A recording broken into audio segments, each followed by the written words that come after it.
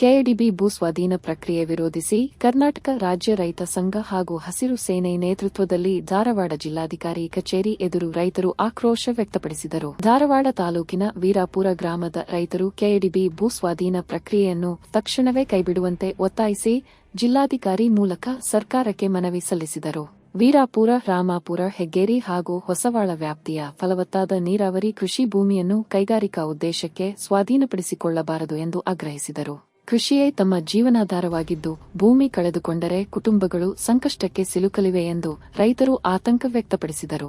ವಿಷಯ 3/2/2021 ಕರ್ನಾಟಕ ಕೈಗಾರಿಕಾ ಪ್ರದೇಶಾಭಿವೃದ್ಧಿ ಕಲಂ 1922 ಪ್ರಕಾರ ನೀಡಿರುವ ಭೂ ಸ್ವಾಧೀನಕ್ಕೆ ನೀಡುವ ನೋಟಿಸ್ಗೆ ತಕರಾರು ಹಾಗೂ ಸರ್ಕಾರಕ್ಕೆ ರೈತರಿಂದ ಸರ್ಕಾರ ಭೂ ಸ್ವಾಧೀನಕ್ಕೆ ಎಚ್ಚರಿಕೆ ತರಬೇತಿ ಅರ್ಜಿ.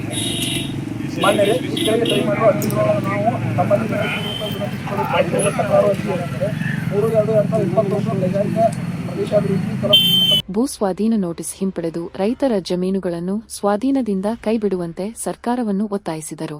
ಸುಭಾಷ್ ಎಂ. ಮಾದೇನವರ ಜಿಲ್ಲಾ ಅಧ್ಯಕ್ಷರು, ಕರ್ನಾಟಕ ರಾಜ್ಯ ರೈತ ಸಂಘ ಹಾಗೂ ಹಸಿರು ಸೇನೆ.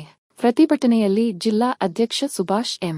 ಮಾದೇನವರ, ಸಂಜೀವಕುಮಾರ, ವೀರಾಪುರ, ಎಚ್.ಕೆ. ಪಾಟೀಲ, ರಾಮಚಂದ್ರ ಪಾಟೀಲ ಸೇರಿದಂತೆ ರೈತ ಸಂಘದ ಮುಖಂಡರು ಹಾಗೂ ಕಾರ್ಯಕರ್ತರು ಭಾಗವಹಿಸಿದ್ದರು.